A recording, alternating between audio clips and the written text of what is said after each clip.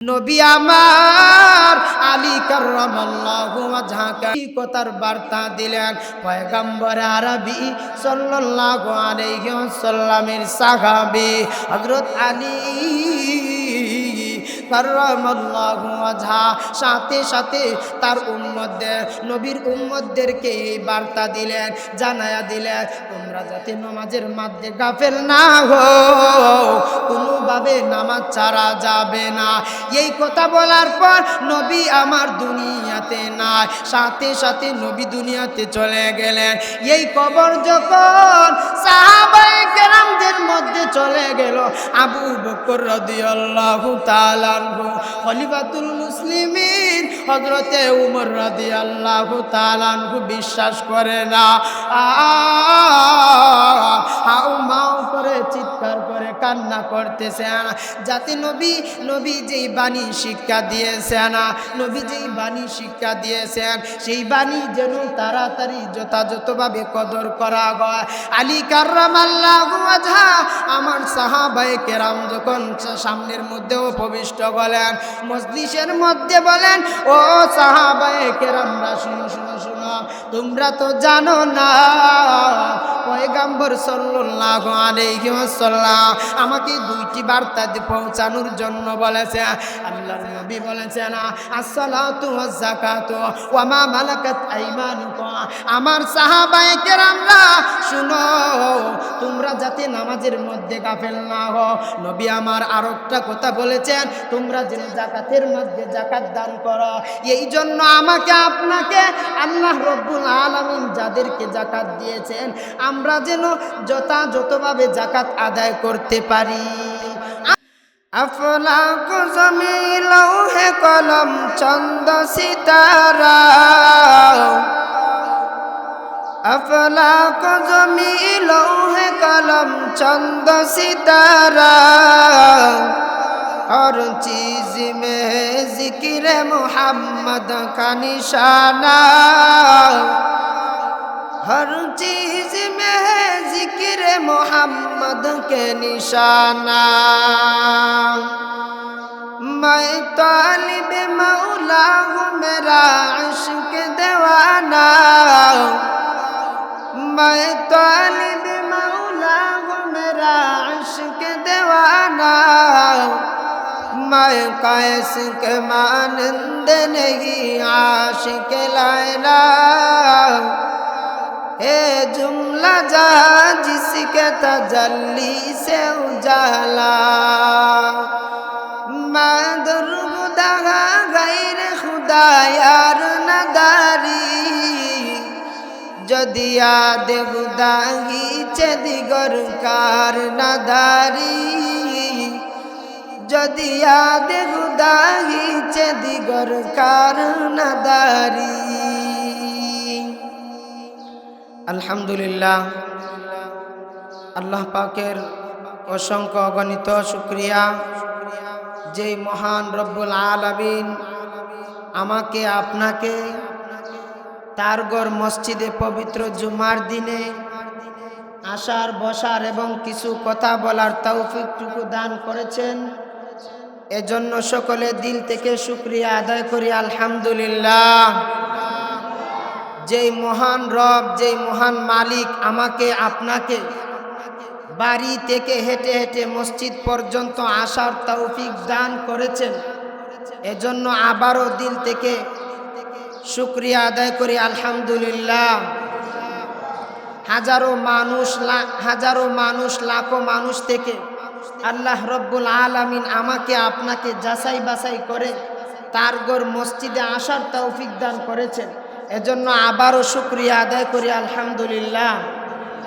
যেই বান্দা নাকি শুকরিয়া আদায় করে আল্লাহ রব্বুল আলামিন বলেন লাইন শাকারতুম লাযিদান্নাকুম ওয়া লাইন কাফারতুম ইন্না আযাবি লাশাদীদ। আল্লাহ রব্বুল আলামিন বলেন যেই ব্যক্তি আমি আল্লাহ তাআলার শুকরিয়া আদায় করে, আমি আল্লাহ তার নিয়ামতের শুকর আদায় করার জন্য তাকে নিয়ামত বাড়ায়া দেয়। আর যেই ব্যক্তি আমি আল্লাহ তাআলা নিয়ামত দেওয়ার পরে শুকরিয়া আদায় করে না, আমি আল্লাহ তার কাছ থেকে আবার ছিনাইয়া নেই। এজন্য আল্লাহ রব্বুল আলামিনের শুকরিয়া আমরা সব সময় আদায় করতাম, ঠিক কিনা? আমি আপনাদের সামনে মহাগ্রন্থ আল কোরআন থেকে সূরা মুমিনিনের 18 নম্বর পারা থেকে দুই কানা আয়াত তিলাওয়াত করেছি। বিশ্ব নবী, শ্রেষ্ঠ নবী, মানবতার দূত হযরত মুহাম্মদ সাল্লাল্লাহু আলাইহি ওয়াসাল্লামের অগণিত হাদিসের ভান্ডার থেকে ছোট্ট একখানা হাদিস পাঠ করেছি। আল্লাহ রব্বুল আলামিন যদি আমাকে তৌফিক দান করেন তাহলে কিছু কথা বলবো। আমা তৌফিকি ইল্লা বিল্লাহ। আসেন, আল্লাহ রব্বুল আলামিন আমার আয়াতের মধ্যে বলেন, قد أفلح المؤمنون الذين هم في صلاتهم خاشعون قد أفلح المؤمنون মুমিনগণ সফল কাম হয়েছে, সফল কাজ হয়েছে। আল্লাযীনা হুম ফি সালাতিহিম খাশিউন, যারা নিজেদের নামাজে বিনয়ী, নম্র, ভদ্র। আল্লাহ রব্বুল আলামিনের সাহাবী পয়গাম্বরে আরবি সাল্লাল্লাহু আলাইহি ওয়াসাল্লামের সাহাবী হযরতে আলী রাদিয়াল্লাহু তাআলা আনহু উনাকে বললেন, পয়গাম্বরে আরবি সাল্লাল্লাহু আলাইহি ওয়াসাল্লামের শরীর যখন খুব খারাপ ছিল, অসুস্থ ছিলেন, আমার আপনার নবী বিশ্ব নবী রাহমাতুল লিল আলামিন আলী কাররামাল্লাহু ওয়াজহাকে বললেন, ও আলী, যাও একটি কাতার কলম নিয়ে আমার কাছে আসো। নবীর সাহাবী হযরতে আলী রাদিয়াল্লাহু তাআলা আনহু সাথে সাথে বুঝে ফেললেন কিসের জন্য আমি খাতা কলম আনব। আমার আপনার নবী বিশ্ব নবী রাহমাতুল লিল আলামিন এমন অসুস্থ ছিলেন, যে অসুস্থতার কারণে তার কথাবার্তা অস্পষ্ট ছিল, স্পষ্ট কোনো কথাবার্তা ছিল না। সাহাবী হযরতে আলী রাদিয়াল্লাহু তাআলা আনহু সাথে সাথে বললেন, ইয়া রাসূলুল্লাহ, ইয়া হাবিবাল্লাহ, ওগো আল্লাহর নবী, কি বলবেন আমার সামনে আপনি বলান, আমি মনে রাখব, খাতা কলমের মধ্যে আমি পরবর্তীতে রেখে রাখব। নবীর সাহাবী হযরতে আলী রাদিয়াল্লাহু তাআলা আনহু বললেন, আমি যদি এখন খাতা কলমের জন্য আনার জন্য বাড়িতে যাই, বাসার মধ্যে যাই, তাহলে না জানি আমার নবীর প্রাণবায়ু যেন বাহির হয়ে যায়। এই জন্য নবীর সাহাবী হযরতে আলী রাদিয়াল্লাহু তাআলা আনহু সাথে সাথে নবীকে বললেন, ও নবী আমার, আপনি আমার কাছে বলেন, কি বলবেন? নবী আমার সাথে সাথে আলী কাররামাল্লাহু ওয়াজহাকে বললেন, ও আলী, আমার ধারণা হয় আমি আর দুনিয়াতে বাঁচব না।